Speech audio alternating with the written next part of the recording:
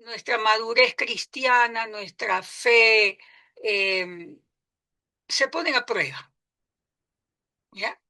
Y vamos a ir profundo en eso, ¿no? De eso se trata lo que estamos ahora.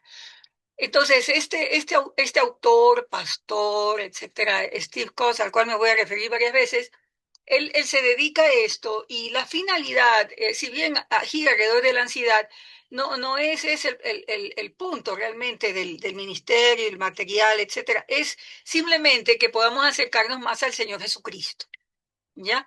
Que no permitamos que la ansiedad, o podemos decirle de muchas maneras, el pánico, etcétera, en sus varias formas, nos aparten del Señor, ¿ya? El Señor siempre está con nosotros, pero a veces nosotros nos alejamos. Entonces, esa es el asunto que vamos a cubrir y nos vamos a enfocar más en lo que es la ansiedad crónica, ¿ya? No tanto la ansiedad aguda.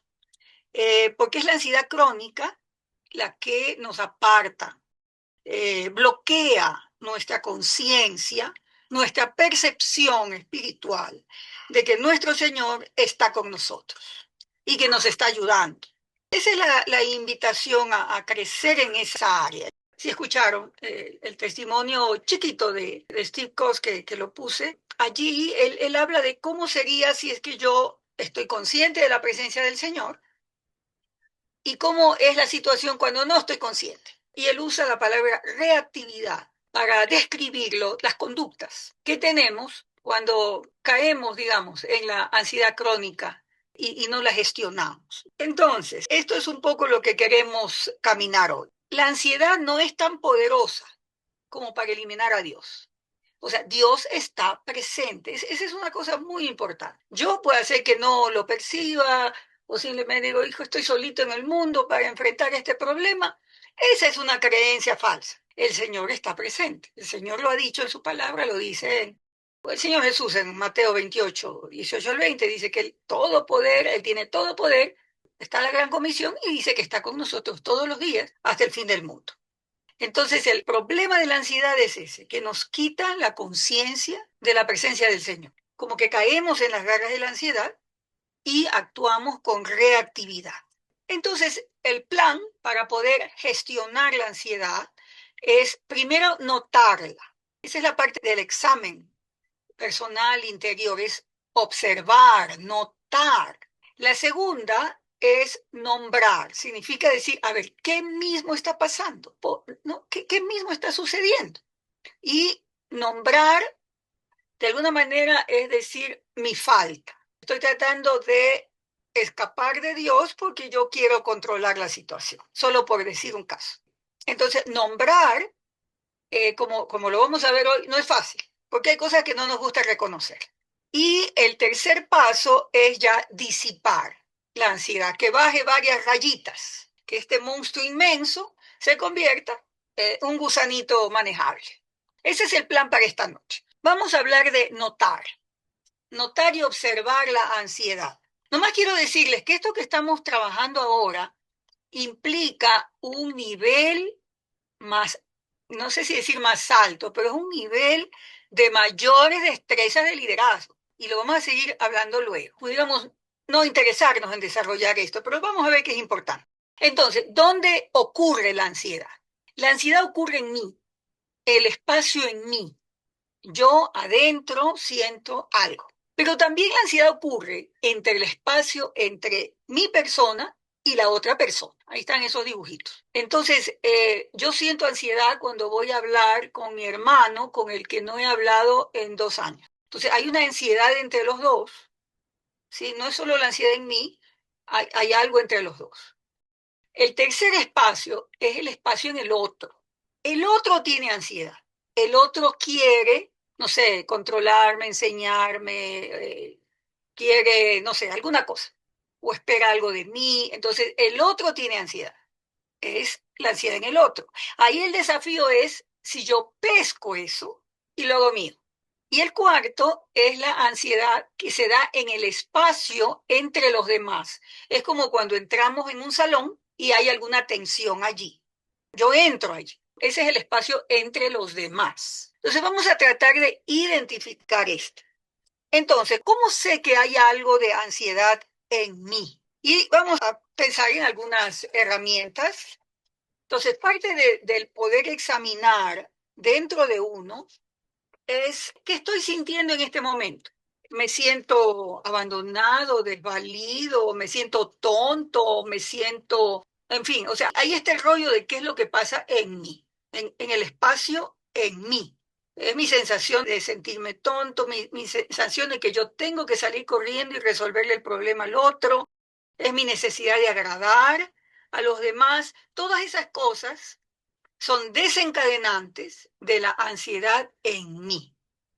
Entonces, miren ustedes, como vamos a mirar más luego, eso implica que yo tengo ciertos supuestos, ciertas ideas, ciertas creencias. Entonces ahí se provoca ansiedad en mí. No me la están provocando otros, la están provocando mis creencias, mis supuestos, mi historia. Entonces, en el segundo espacio, que es este espacio entre el otro y yo, nuestras relaciones interpersonales. Y más que nada, prestemos atención a las personas más cercanas a nosotros, el cónyuge, el hijo, ¿no? Quizás hay una conversación pendiente, una conversación difícil con alguien, o quiero pedirle algo a alguien. Entonces, allí hay una ansiedad en ese espacio entre el otro y yo. Entonces, ¿qué es lo que ocurre? Si hay ansiedad en mí, si no gestiono bien la ansiedad, me pongo reactivo o a la defensiva o alguna otra cosa. Si es la ansiedad entre esa otra persona y yo, también, si no la gestiono bien, entonces yo me pongo reactivo. Respondo antes de que me preguntan, argumento antes de que me digan algo, o sea, ya. Inclusive en los silencios, ¿no? A veces hay esta ansiedad en los silencios. Y en el segundo espacio es, normalmente hay patrones recurrentes. Normalmente ese espacio entre el otro y yo, tenemos una forma de actuar, que muchas veces no ha dado muy buen resultado, pero seguimos haciendo lo mismo, esperando otro resultado. Un ejemplo, ¿no? Si yo tuviera un hijito que tengo que llevar a la escuela y resulta que levantarlo en la mañana es durísimo, entonces voy y lo empujo y le digo, ¿y qué pasó? ¿Y qué pasó que no arreglaste tu ropa la noche anterior? Pero esto es lo que ocurre muchas veces, ¿no? Entonces, a eso me refiero cuando es esto de algo recurrente. Quisiéramos que algo cambie, pero no cambia y lo único que hay es esto del enojo, el reclamo, la cosa sigue más o menos igual. En el tercer espacio, el espacio en el otro, es como que yo, o sea, la otra persona tiene alguna, sí, vamos a usar la palabra ansiedad, pero tiene alguna expectativa. Y yo me imagino que tiene esa expectativa, asumo que tiene eso, asumo que la otra persona está ansiosa, desesperada, apurada o lo que sea. Entonces yo empiezo a ponerme en los zapatos de la otra persona, que no es solo empatía. Yo empiezo a absorber la ansiedad que el otro tiene. Y a veces hasta uno se imagina lo que el otro cree que está pensando. Algunos que han tomado esto de relaciones emocionalmente sanas recuerdan que una de las habilidades que aprendimos es no asumir, sino preguntar y decir, a veces ¿es esto lo que estás pensando? Bueno, tiene que ver con eso, de que a veces simplemente nos imaginamos, asumimos, etcétera. Y luego nos latigamos, nos decimos horrores, ¿no? Y decimos, no, es que yo pues quizás soy tonta o soy lento o alguna cosa así. Y el cuarto espacio, como les mencionaba, es el espacio de los demás y yo entro en ese espacio y puedo percibir que hay ahí una tensión, que hay algo, o quizás yo entro a una sala, están conversando, entro y se callan todos. Entonces ahí hay una ansiedad en ellos porque yo llegué. Entonces la pregunta es, ¿y qué hago con eso? ¿La absorbo y digo, el problema soy yo? ¿O hago otras cosas para realmente, primero aclarar, y la otra es darme cuenta que yo no soy responsable de la ansiedad de los demás? Entonces, esos son los cuatro espacios. Entonces, una, quizás la primera herramienta en asuntos de ansiedad es descubrir en qué espacio se está generando y al final tengo que trabajar en el espacio en mí, porque no puedo cambiar a los demás. Creo que eso es más o menos obvio. No puedo cambiar a los demás, pero tengo que trabajar en mi reacción, en mis creencias, en mi narrativa interna. Es fantástico el ejemplo de Jesús. Jesús fue muy diferenciado y no absorbía las presiones de los demás. Acuérdense cuando en Marcos 1:35 se habla de Jesús, que fue a la casa de la suegra de Pedro, la sanó, después hizo más milagros. Después los discípulos le dicen, hay mucha gente que te busca. Y Jesús dice, yo para esto he venido, tenemos que ir a otros pueblos, porque para esto he venido. Y entonces Jesús deja a la gente que estaban con expectativas, etcétera, y él va a hacer lo que él sabe que tiene que hacer. Y asume responsabilidad de sí mismo y no absorbe la ansiedad de los demás. Otro ejemplo de Jesús es cuando él se les pierde a José y María, cuando tenía 12 años, y se queda, digamos, en este peregrinaje, él se va al templo, los papás lo buscan, y Jesús dialoga con ellos y dice, en las cosas de mi Padre tengo que estar. Entonces, ese es otro ejemplo de Jesús, que no absorbió la ansiedad de los demás, se hizo responsable de sí mismo, hizo lo que él tenía que hacer. Otro caso, ¿no? La mujer sorprendida en el acto de adulterio. Ahí es en los demás. Lo estaban apedreando a esta mujer, había una turba enojada. Jesús no se dejó llevar por la turba. ¿Y cómo actuó que fue diferente? Cualquiera de ustedes abre el micrófono y reaccionen eso. En capítulo 8 de Juan. Sí, en ese momento Jesús se queda en silencio. No, no les dice ni sí ni no. Se queda en silencio y la palabra dice que él se puso a dibujar en el piso, ¿no? Ajá. Pues, él, como que toda la turba vino así emocionada, alterada, y él los para con su silencio y con lo que se agacha. O sea, es una Ajá. señal de que no me voy a unir a ustedes, no estoy de acuerdo con ustedes. Y es una reacción súper diferente a lo que esperaba la turba. Sí, bien, Ujú. qué lindo, gracias. Ujú. Entonces, él es capaz de, primero, o sea, el término un poco ser diferenciado, saber quién es, qué es lo que él tiene que hacer, él sabe, no se deja dominar por la multitud y sus actos al escribir eso, y luego lo que les dice, ¿no? Que esté libre de pecado, eche la primera piedra, eso que Jesús dice cambia toda la atmósfera del grupo, porque entonces ya se van nomás, tiran sus piedras y se van. Ya Jesús entra en un espacio lleno de ansiedad, pero él es capaz de influir y cambiar eso. Y no ser reactivo. Entonces, esto es lo que vamos a seguir elaborando ahora. Recuerden que la idea es que Jesús se ha formado en nosotros, así sea poquito a poquito. Así que aquí les vamos a dar algunas herramientas.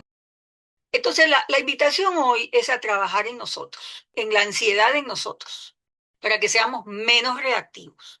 Esta es una herramienta muy poderosa de liderazgo, porque podemos ser influencia simplemente no absorbiendo la ansiedad de los demás y actuando desde una convicción de que es lo correcto, lo santo, lo amoroso, lo más sano. Sano yo creo que es la palabra más adecuada.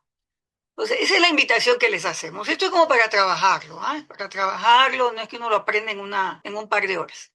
Entonces, hemos hablado de esto, ¿no? Primero, reconocer la ansiedad, que es observar, es notar, el siguiente elemento es nombrar, es decir, a ver, ponerle nombre, aquello que me está llevando a ser reactivo, que es en mí, ¿eh? No es en los demás, es algo en mí. Y al final les daremos herramientas para disipar, reducir ese monstruo de la ansiedad y por ende de la reactividad. Ahora, la ansiedad, aquí en términos generales, hay ansiedad por diferentes causas, ¿no? Y no toda la ansiedad es crónica. Hay ansiedad por depresión, hay ansiedad por algún tipo de trastorno, bipolaridad, que se atiende con medicina, ¿verdad? Cuando es un desequilibrio químico. Ese es un tipo de ansiedad. No es de eso de lo que estamos hablando aquí. De lo que vamos a hablar hoy es ansiedad crónica. Entonces, los otros tipos de ansiedad son estos, que tienen que ver con algún trastorno, que quizás tiene que ver con un asunto químico en el cerebro, puede ser causado por trauma. Ya una situación real en el pasado afecta, aún nuestro cuerpo reacciona de cierta manera, nos tensionamos y reaccionamos por un trauma, que es, digamos, como una herida, algo en nuestro pasado. El duelo, diferentes pérdidas, pérdidas real, falleció alguien, alguna tragedia, un accidente, hay cosas reales, pérdidas reales. Perdí mi trabajo y entonces tengo un duelo por este asunto laboral y quizás digo, capaz que no consigo trabajo, capaz que no puedo sostener mi familia. No, esas cosas son normales, ¿ya? Es una ansiedad quizás más aguda relacionada con algo concreto, algo real. Y la aguda ya más específica puede ser, estoy en una situación entre vida o muerte, alguien me está apuntando con una pistola. Entonces, hay una situación concreta de riesgo. Diferenciamos ese tipo de ansiedades que tienen su origen en cosas reales, lo vamos a contrastar con la ansiedad crónica que se basa en creencias falsas. Ahí está la cosa. La ansiedad crónica ocurre por una falsa necesidad que parece real en ese momento. Una falsa necesidad. Yo necesito tener la razón en este debate porque si no resulta que yo soy una tonta y no valgo. O una falsa necesidad. Yo necesito tener la casa limpia porque eso va a demostrar que yo soy una buena mamá.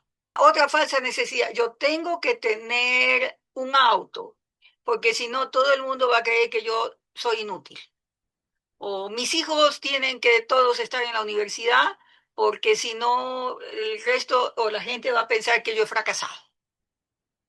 ¿Se dan cuenta? Ese es el tema, es una necesidad falsa que parece real, parece debido a muerte. Y lo vivo así, lo siento así.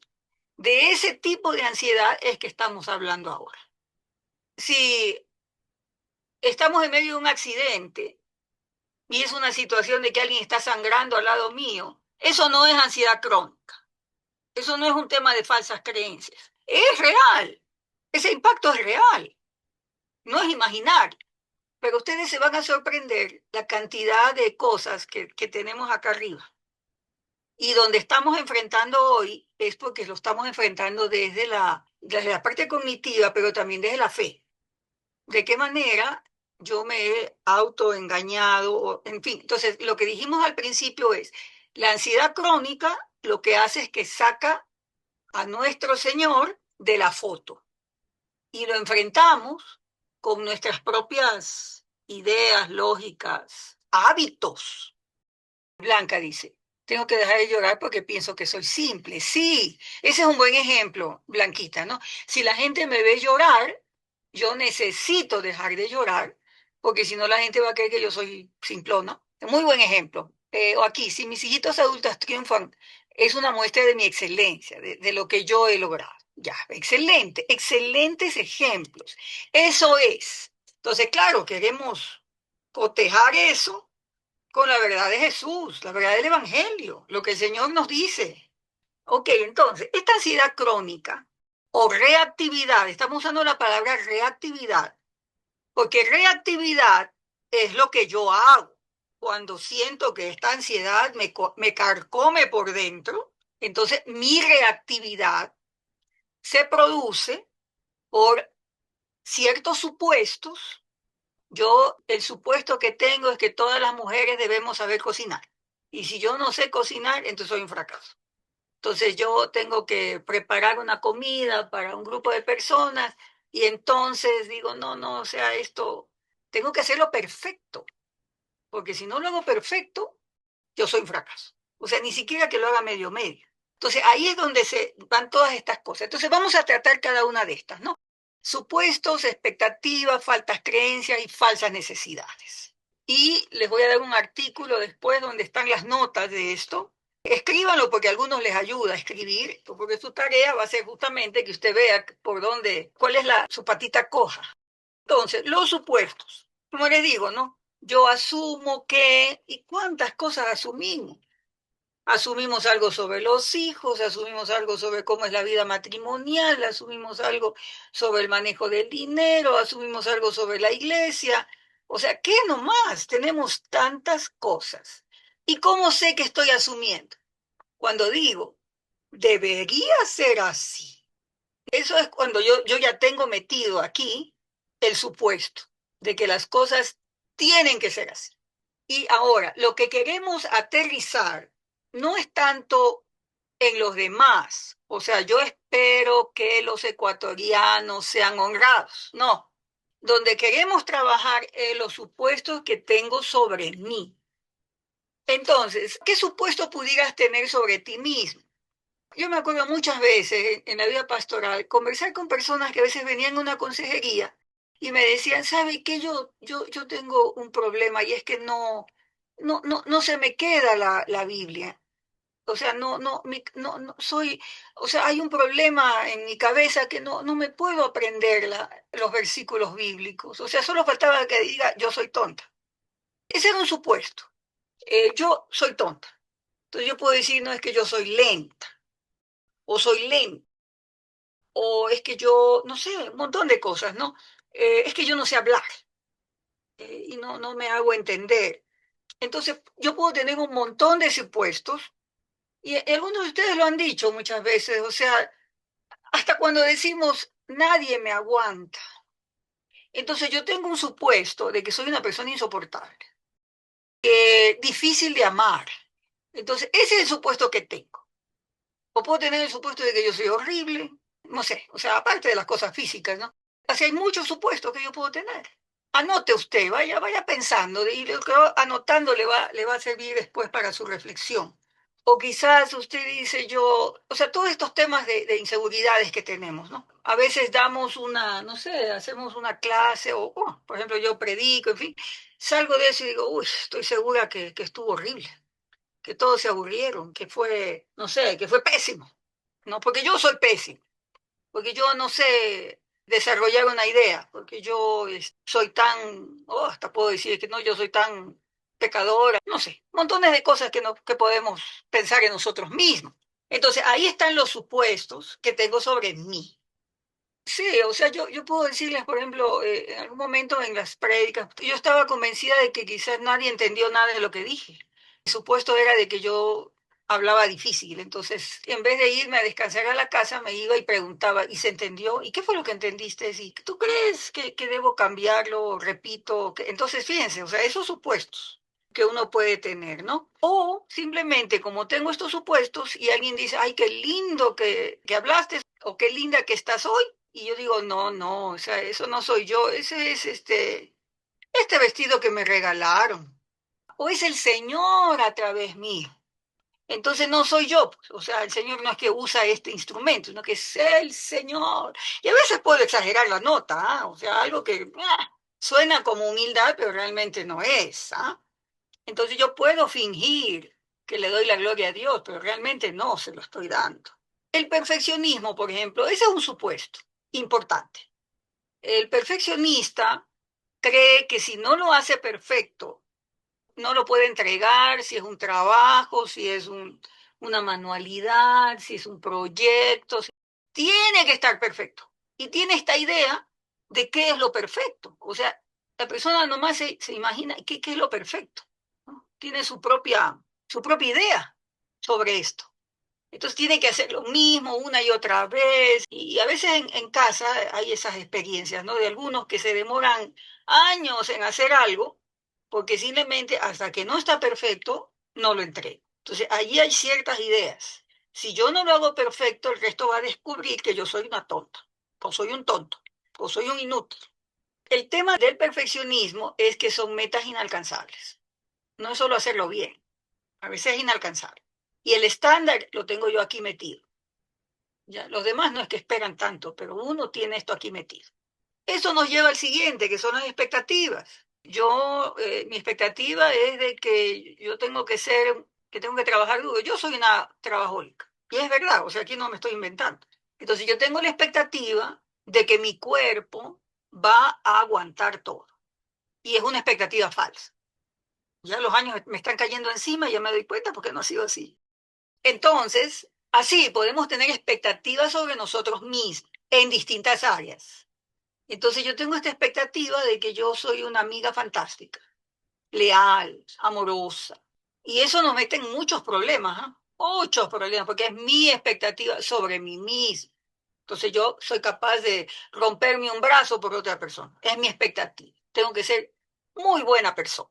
Entonces ahí está un poquito el asunto. Entonces todo esto quizás no es tan fácil distinguir qué es un supuesto, qué es una expectativa, qué es una falsa creencia.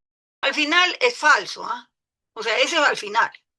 Como les decía, yo creo que porque yo soy latina, entonces yo tengo que abrazar a todo el mundo.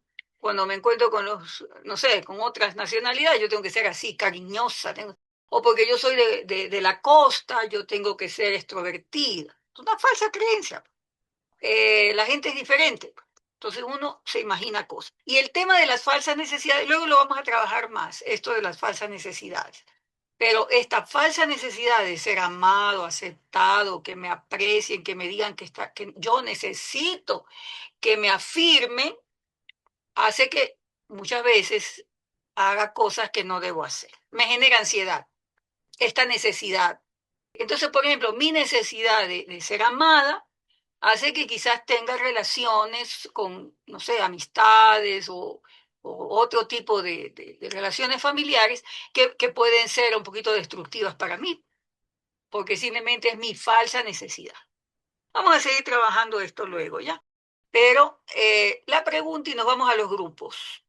¿Qué supuesto tienes sobre ti que no es razonable? Por ejemplo, yo pudiera tener un supuesto de que yo soy un genio, ya, pero no es razonable. No soy un genio, pero yo me puedo creer un genio. O al contrario, ¿no? Decir, no, yo soy un mugre gusano, no sirvo para nada.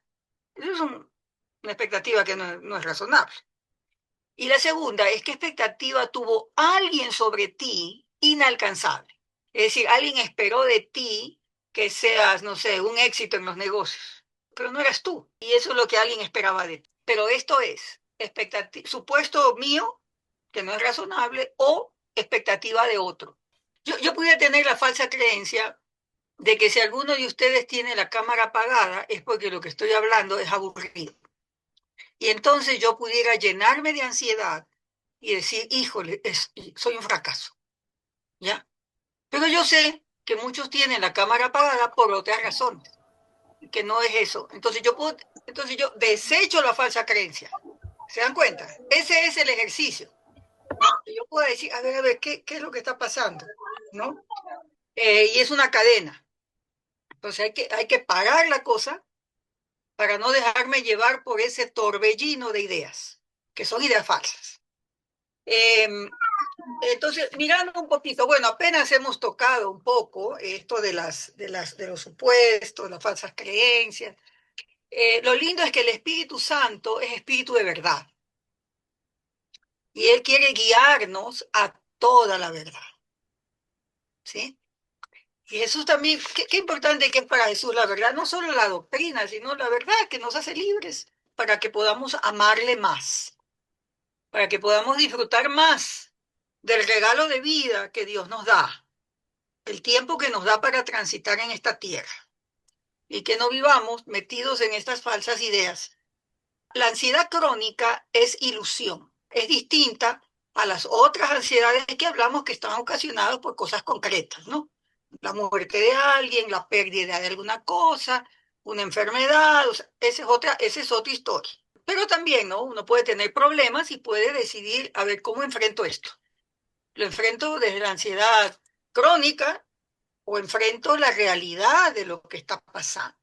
Entonces, la cosa interesante es que la ansiedad crónica es la que es contagiosa.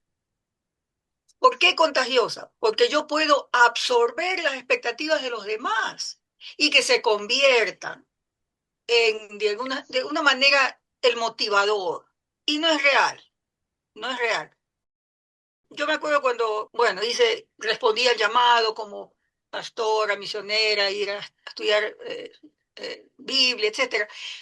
La expectativa de mis padres es que yo fuera una exitosa economista. Entonces, eso pesó mucho para mí, que yo no pudiera disfrutar de lo que yo estaba haciendo y creciendo, porque estaba todo el tiempo con la idea, he decepcionado a mis padres, soy una mala hija.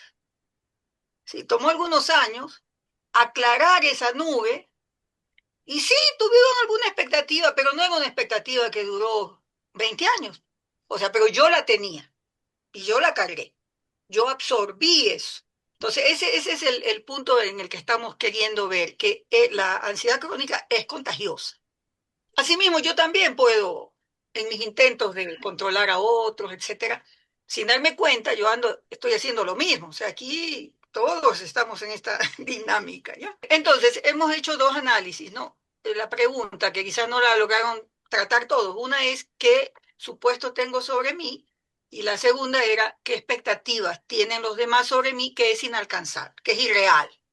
Entonces, la ansiedad crónica es la única ansiedad que es contagiosa. Y es cuando uno se suma a la ansiedad de otros. Yo pesco, atrapo la ansiedad del otro y la hago mía. Es en ese sentido. Por eso fue que empezamos hoy viendo dónde es que se está dando la ansiedad. ¿Se está dando en mí o se está dando en los demás? ¿La estoy pescando? ¿Me estoy contagiando? Queremos crecer en discernimiento. Ahora, esto en el liderazgo es importante porque si yo entro, estamos en una reunión con un equipo, no sé, de conciervos o el equipo de trabajo de la oficina, y si tú empiezas a observar, esto te va a dar o sea, el Steve Coase dice un superpoder.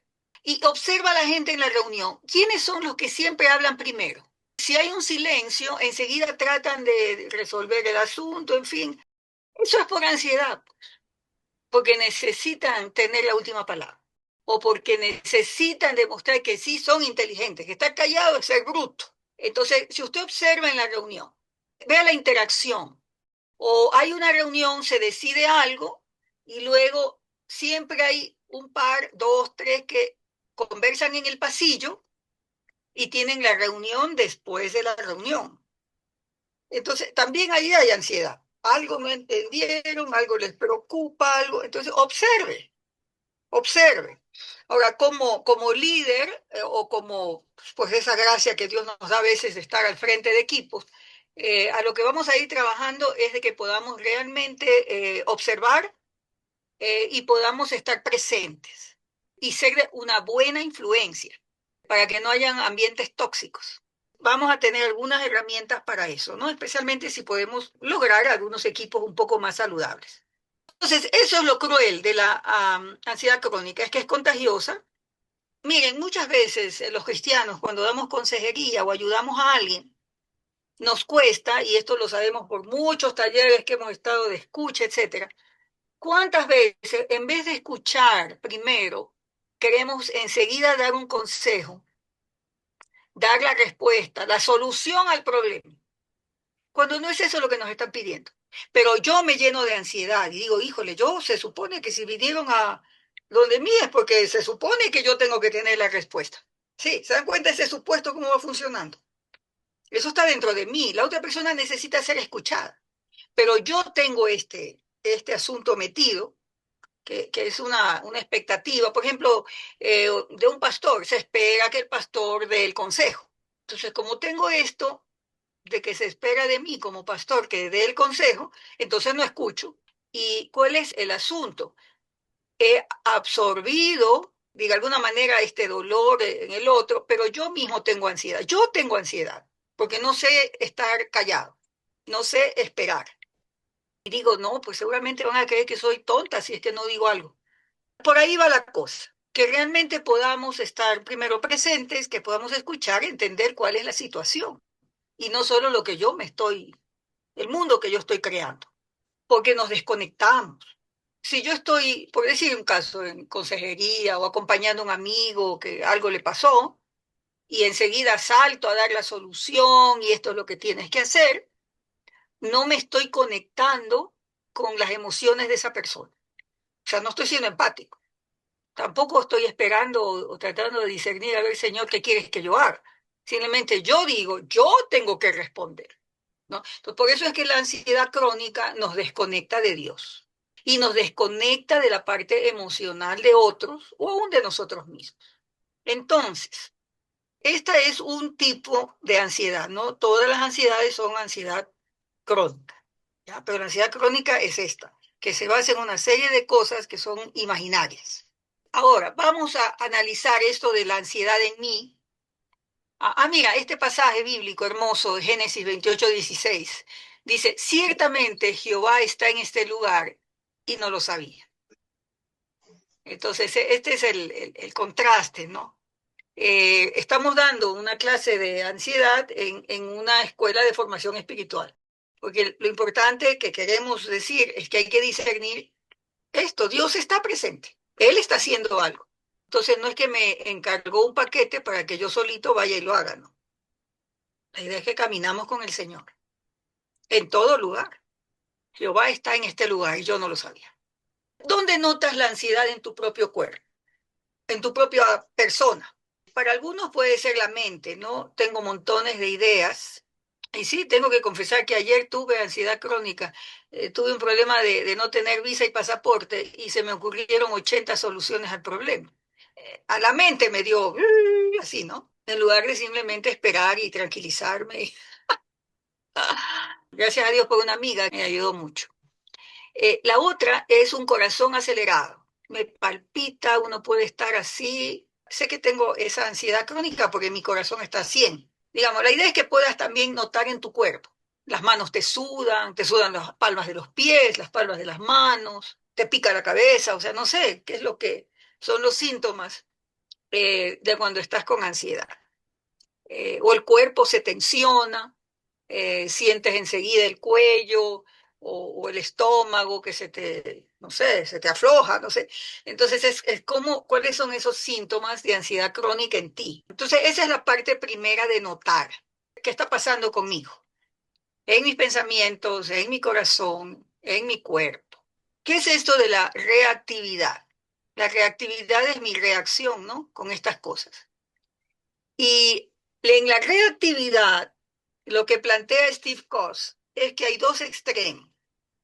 Un extremo es sentirme más que humano, Superman, supermujer. Entonces, frente a una crisis, ya no tengo respuesta para esta situación. Entonces, algunas personas se crecen o me llama del colegio de mi hijo, me llama la directora. Y entonces yo puedo crecerme y decir, vaya va a ver esta señora, ¿no? ¿Con quién se ha metido? ¿No? Entonces, allí, ¿qué es lo que uno hace? Trata de controlar, trata de dominar, trata de tener la última palabra, trata de demostrar, en fin, uno se pone muy, muy a la defensiva de esa manera. Entonces uno adopta una actitud más que humana, sobrehumana, superhumana. No lo digo muy fuerte, pero casi como que fuera Dios. Y entonces Dios sale de la foto. El otro extremo es frente a una situación X, las personas se encogen, se achican y entonces se callan. Estamos en una situación X, simplemente ya no habla, no se expresa, no se involucra, se aísla, se pone al margen, se silencia. Entonces ahí se encoge, o se crece o se encoge. Se hace menos que humano, que este humano que Dios ha creado a su imagen y semejanza, que le ha dado dones, que lo ha diseñado de cierta forma. Entonces, o me voy a un extremo o me voy al otro. Entonces, vamos a mirar cómo son estos comportamientos, estas conductas. Bueno, ahí hay ejemplos, ¿no? De reuniones y cosas de esas. ¿Cómo sabes tú que estás ansioso o ansiosa? ¿Cuándo te creces y cuándo te encoges? Quizás hay situaciones donde alguien hace tal cosa y yo simplemente me callo y no aporto, no digo nada, no ofrezco mis ideas, me encojo en vez de expresar la gracia que Dios nos ha dado a cada uno de nosotros, ¿no? Con dones, con talentos, con etcétera. ¿Por qué? Porque me doy cuenta de que hay una gran ansiedad en mí. Quiero agradar al otro, necesito ser apreciado, no sé, un montón de cosas. Entonces, o me crezco o me achico. Y la otra pregunta es, ¿dónde notas la ansiedad en tu cuerpo? Entonces, lo siguiente que voy a compartir son tus fuentes de ansiedad. ¿Qué es lo que te ocasiona ansiedad? Y eso es lo que hay que nombrar, ¿no? ¿Qué crees que necesitas que realmente no necesitas? Esa es la parte falsa. Necesidades que yo creo que necesito, pero no necesito. Entonces voy a leer parte de la conferencia que dio Steve Koss. Ya, esto no es Ana María Pueblo, esto es Steve Koss. Dice, para muchos de nosotros nos enfocamos en falsas necesidades. Esas falsas necesidades generan la ansiedad crónica. A veces la ansiedad en el otro, el cónyuge, el familiar, en fin, que tiene expectativas, que me está demandando cosas, esa persona genera ansiedad, pero no carga ansiedad, ni siquiera se da cuenta. Entonces, algunos de nosotros estamos en relaciones donde el otro genera ansiedad y nosotros cargamos la ansiedad. Entonces, lo que vamos a aprender es a devolver esa ansiedad donde corresponde. No tenemos que cargar lo que no es nuestro, ¿sí? Eso es bien importante, quizás es la lección más importante aquí. Entonces, vamos a ver qué es lo que tú necesitas realmente. Entonces, vamos a ver las falsas necesidades. Una es control, la otra perfeccionismo, tiene que salir perfecto.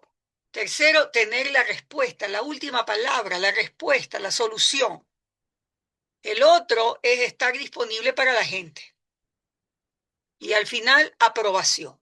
Algunos tenemos 2, 3 de esto. No digan que tengo los 5. O sea, la idea es que se enfoquen en cuál es el que más pesa.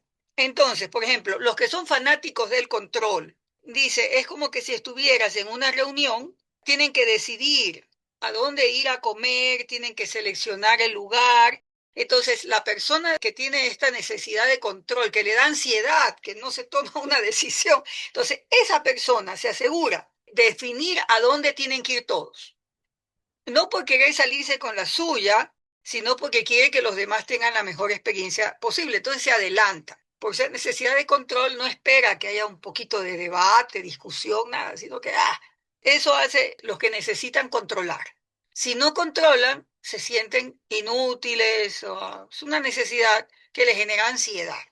No pueden esperar, tienen que controlar la experiencia de los demás. Aquí cuenta un ejemplo, dice Steve Koss, hice un taller una vez en un hotel, en un lugar donde había un montón de enchufes en la pared y la señora que dirigía el evento corrió, cogió cables, para que todos carguen sus dispositivos en esta regleta que ella puso a la disposición de todos. O sea, ella trató de que sea perfecto, de que todos tengan lo necesario, aunque no lo había hecho antes. O sea, se lanzó y ofreció eso. Entonces, a veces por la necesidad del perfeccionismo, hacemos más de lo que nos toca hacer para que todo salga bien. Entonces, no delego, yo tengo que hacerlo y porque yo lo hago, va a salir bien. Hay otras personas que no son perfeccionistas y se sienten cómodas cometiendo errores, se sienten cómodos de que haya cosas que no están planificadas, está más relajado. Que tiene esta necesidad de la perfección, no puede relajarse. En esto de tener la respuesta, es que la persona tiene que tener, o sea, no puede haber una pregunta en el aire, tiene que demostrar, argumentar, etcétera, para que haya una respuesta. Y no puede decir, no sé, voy a buscar la próxima semana, les traigo la respuesta. El que necesita tener la respuesta, porque si no se siente tonto, trata de tener la última palabra, tener la respuesta. Su necesidad es esa. Entonces, también puede ser que frente a situaciones o problemas, la persona no tiene mucha ansiedad si no hay una respuesta y una solución. Y las cosas no siempre tienen solución. A veces hay momentos de ambigüedad por mucho tiempo, ¿sí?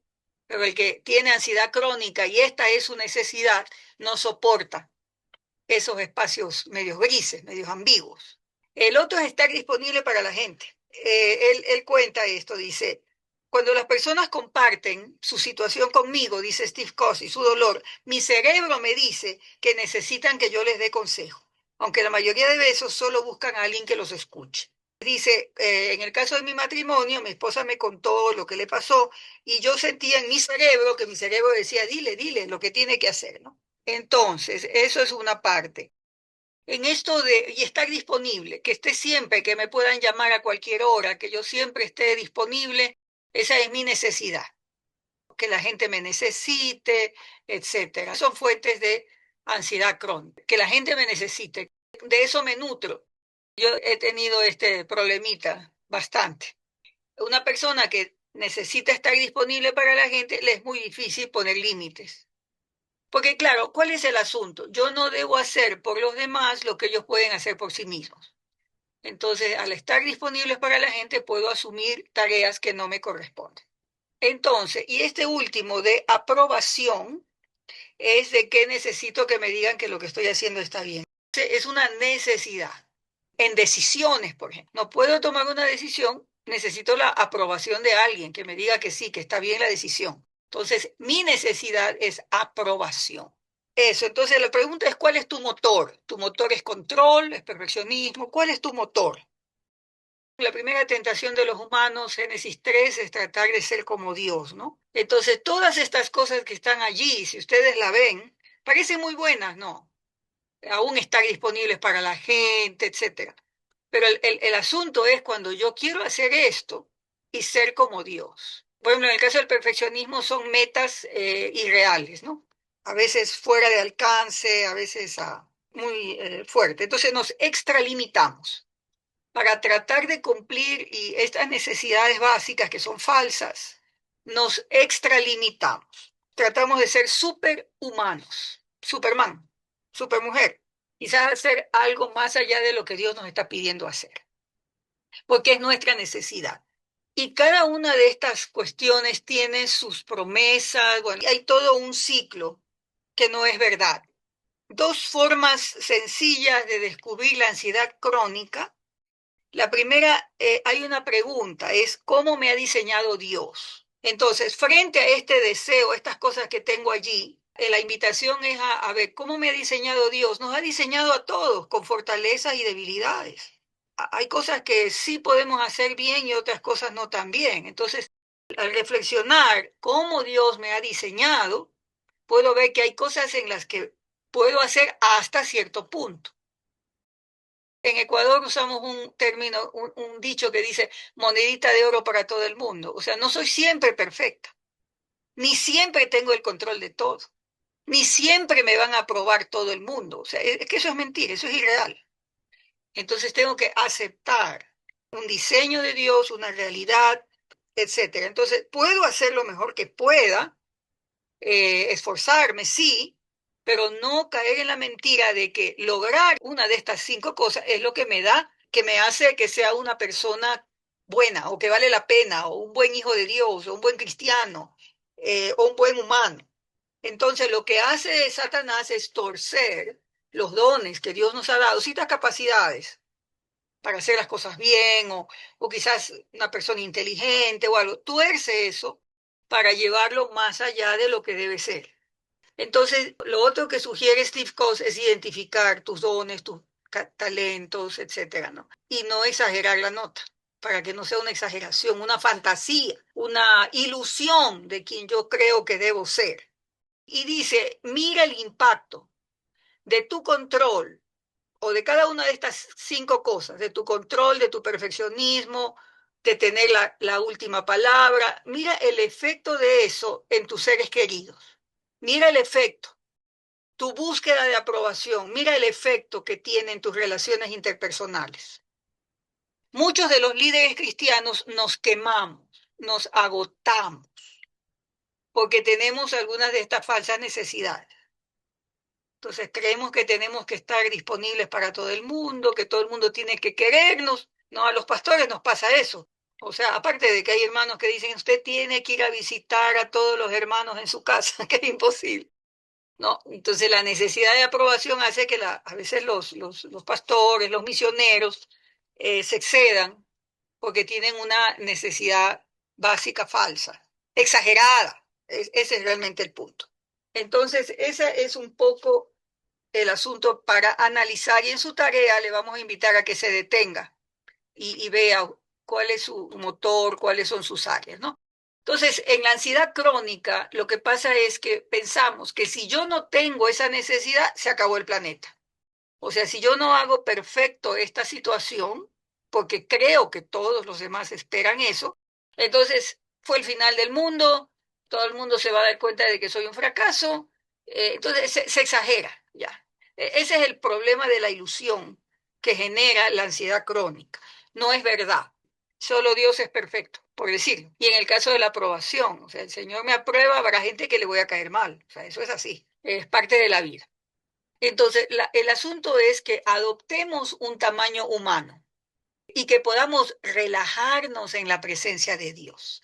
Recibir el amor del Señor y en nuestras luchas, en nuestros momentos de ansiedad crónica, no salir corriendo para convertirnos en el superhombre o la supermujer o el gusano, sino simplemente estar conscientes de la presencia de Dios en nosotros y poder estar relajados en su presencia. El Señor está ahí para acompañarnos, para ayudarnos. Él sabe nuestras falencias, Él sabe lo que podemos y no podemos hacer, nos va a ayudar, etcétera. Entonces, adoptar tamaño humano, ni más ni menos. Y ayudar a los otros también, a los demás, a tamaño humano. Entonces, si alguien adopta postura de gusano y no habla y se siente que es una pulga, podemos valorar a esa persona, afirmarla, ¿no? De una manera sincera, por supuesto, práctica.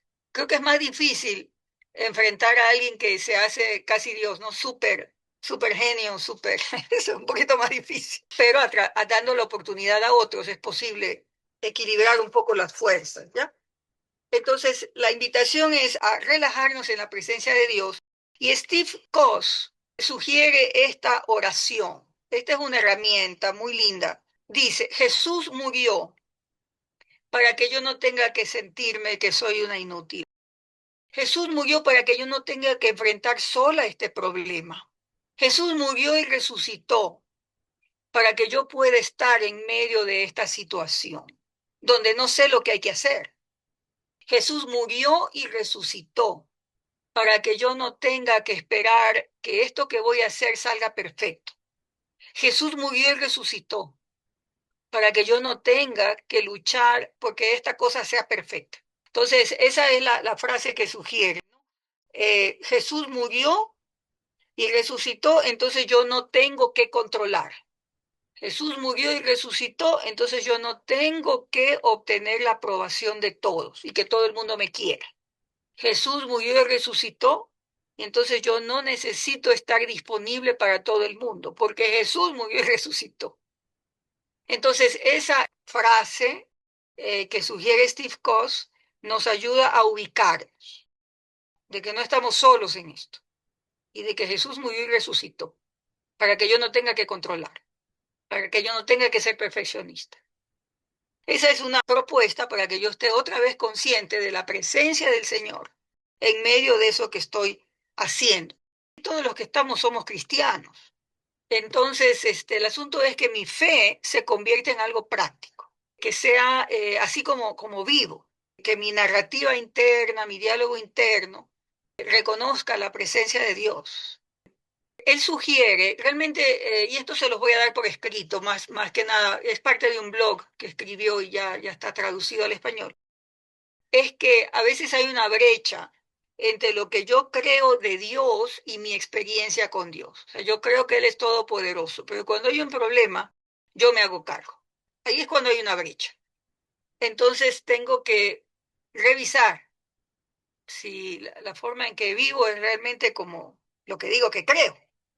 Y también podemos tener ciertas creencias, ¿no? Y muchas son estas de origen familiar. Mi madre, por ejemplo, y creo que lo he mencionado, ella no pide ayuda. Entonces, esa es su creencia fundamental, no pedir ayuda. Y entonces ahí está atorada y es una meta imposible tratar de hacer las cosas sola.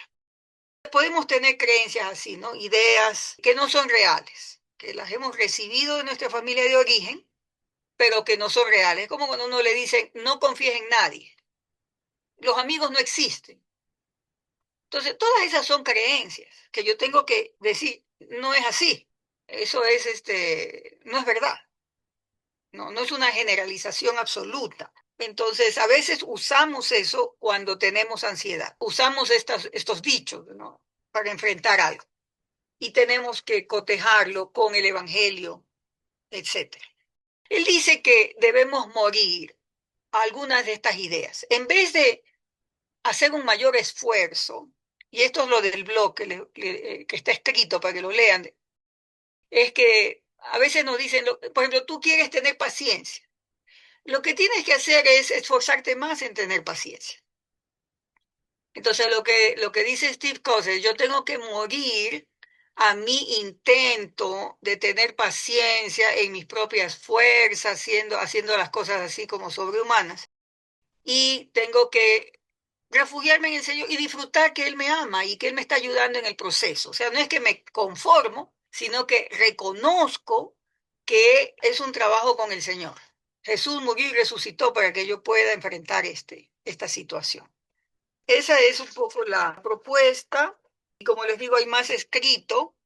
Y en otras áreas, ¿no? Por ejemplo, a veces hay situaciones de culpa que cargamos, una gran culpa por errores que hemos cometido y afecta la relación con nuestros hijos, con otras personas cercanas.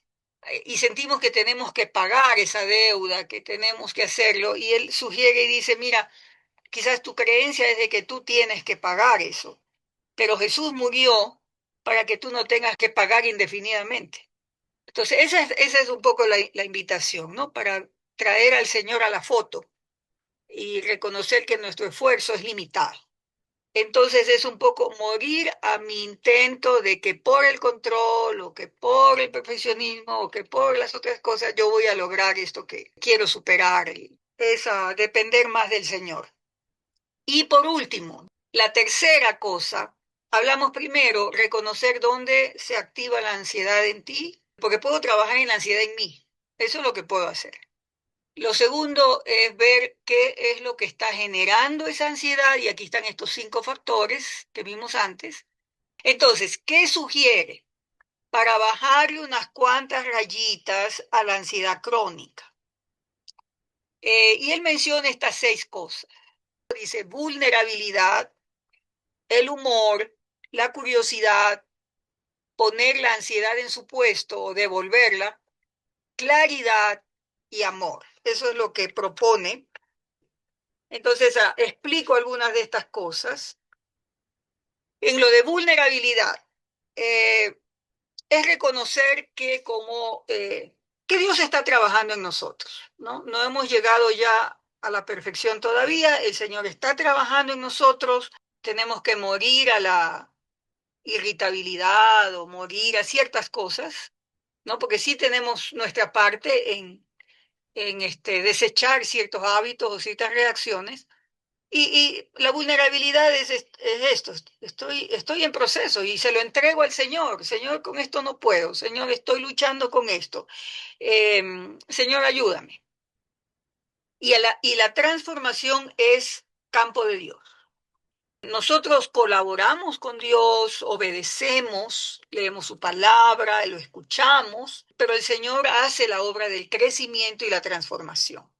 Entonces eso también es nuestra esperanza, que no estamos solos en esto, sino que el Señor está trabajando en nosotros para formar a Cristo en nosotros. Por ejemplo, Brené Brown tiene bastantes videos sobre la vulnerabilidad, que algunos de ustedes quizás quieran avanzar un poco más en eso.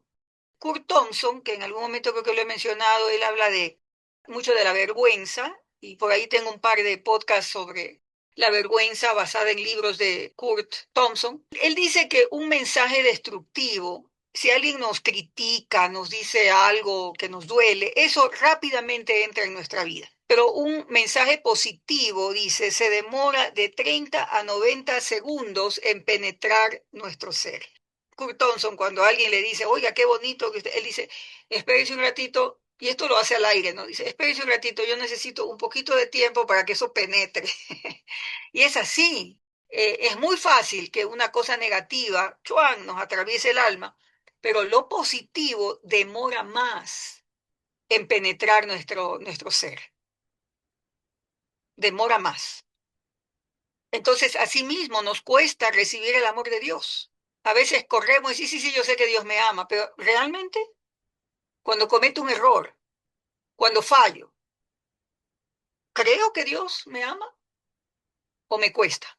Entonces, a veces ahí es cuando nuestra reacción es castigarnos, insultarnos a nosotros mismos, ¿no? En vez de relajarnos en la presencia de Dios y recibir su amor.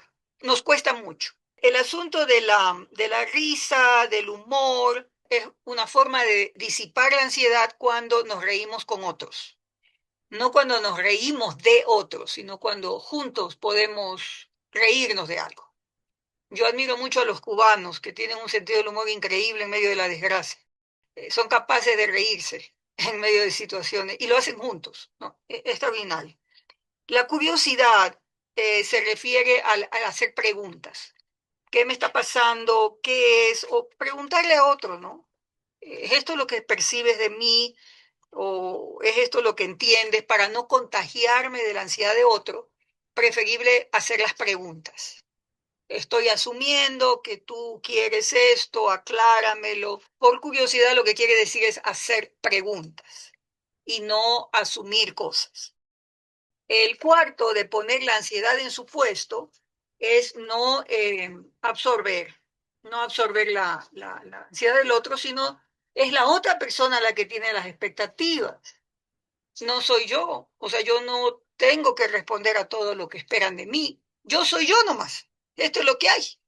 Estos son mis límites, esto es lo que puedo hacer, etcétera. Eso puedo hacerlo cuando mi identidad está más establecida en Cristo, ¿no? Entonces ahí reconozco que no puedo hacer feliz a todos, que otra persona puede tener expectativas irreales, pero esto es lo que hay. O sea, yo no puedo hacerle feliz con todo porque no soy lo que esa persona tiene como fantasía de que yo sea. La superpastora, o sea, no soy. Esto es lo que hay.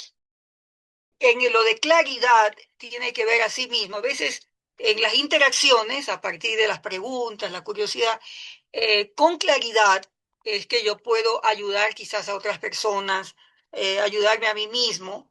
Eh, entonces, al hacer preguntas, que lo hemos creo que aprendido en otros talleres, la persona se ayuda a sí misma, entonces no tengo yo que absorber la expectativa del otro. El otro viene quizás viene, pide una reunión conmigo, espera que le dé las respuestas.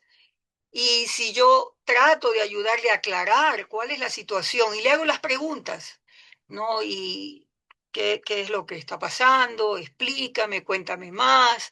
Entonces la persona se aclara.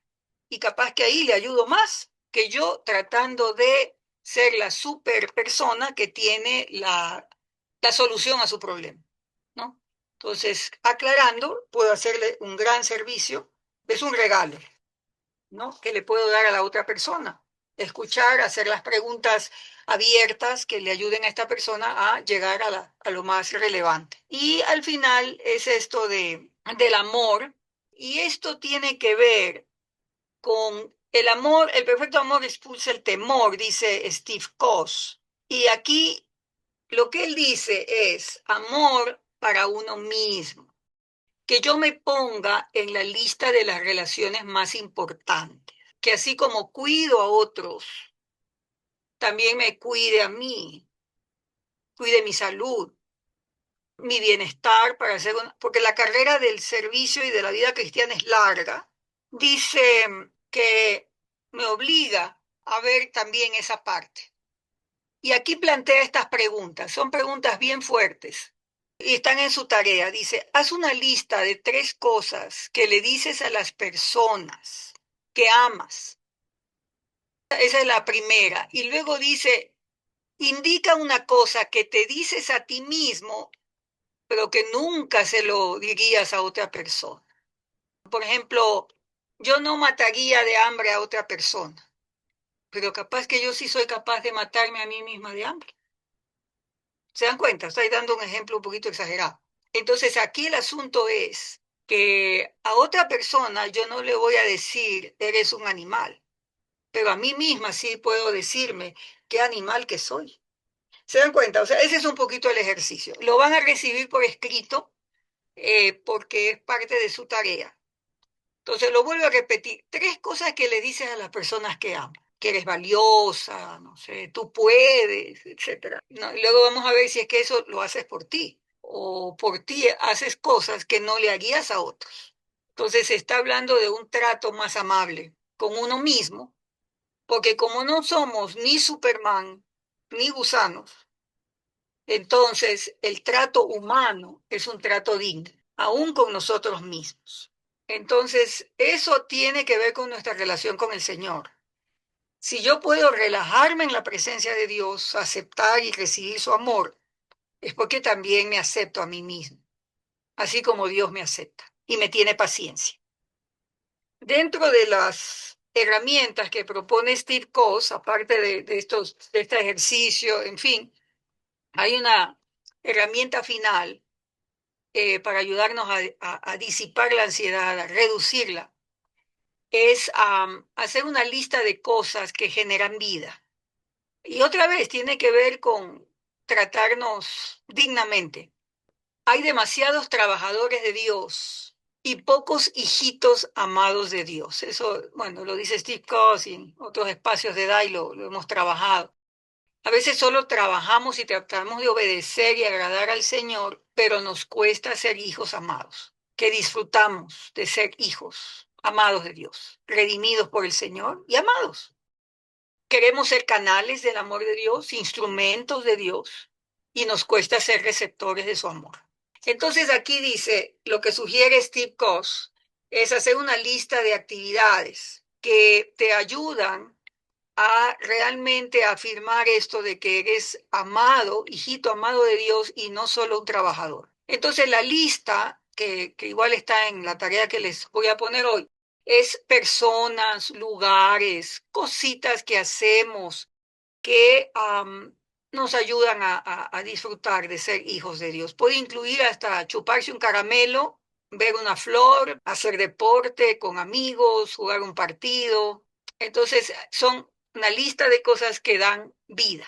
Creo que les estamos pidiendo que hagan una lista de 10 cosas, pero si seguimos trabajando en esto, podemos tener una lista de 100 cosas, grandes y chicas, que nos ayudan a vivir y experimentar la realidad de ser hijos amados de Dios, que no todo es trabajo, no todo es deber, también somos guaguas, hijitos de Dios. Eso es un poco lo que he querido compartir ahora con ustedes. Gracias por su paciencia. Démonos unos 10 minutos si hay alguien que quiera hacer algún comentario cortito. A esto es a lo que nos enfrentamos con el módulo de ansiedad. Yo Sí, rapidito, qué lindo, me encantó esta última parte de hacer la lista de cosas que me generan vida y de disfrutar de que soy hija de Dios. Y es verdad, o sea, es verdad, creo que es un momento clave de hacer una pausa y detenerme, ¿no? Y como dice, estate quieta y mira que yo soy Dios. Entonces eso me llevo lindo eso, me llega mucho. Gracias, Anita. gracias, Lucy. Anita, personas que podemos tener varias etapas de ansiedad aguda y eso puede desembocar en una crónica, dice algo al autor de esto.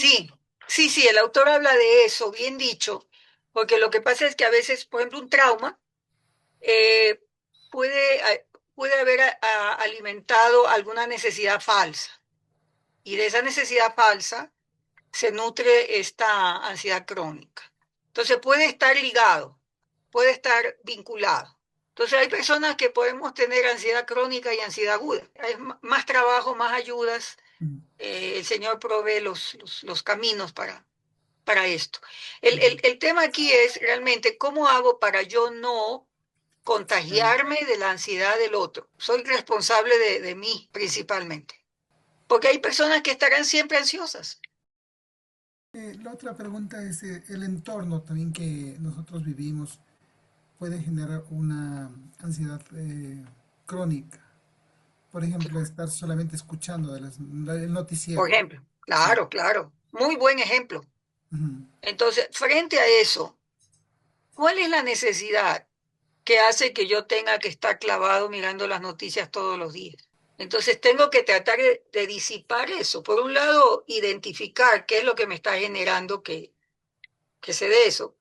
Capaz que resulta que yo tengo esta necesidad falsa de que tengo que estar informado. Y es una necesidad falsa. No tengo yo que estar informado de todo. No hay manera que esté informado de todo. Entonces, el nombrar significa identificar, a ver, ¿qué es lo que me está haciendo que yo me esté atorado en esta cosa? Sí, Zoraida. Mi pastora, quizá tal vez puedo añadir algo o algo que me ha ayudado a mí es recordando esta oración bonita, ¿no? Que Jesús murió y resucitó para que no.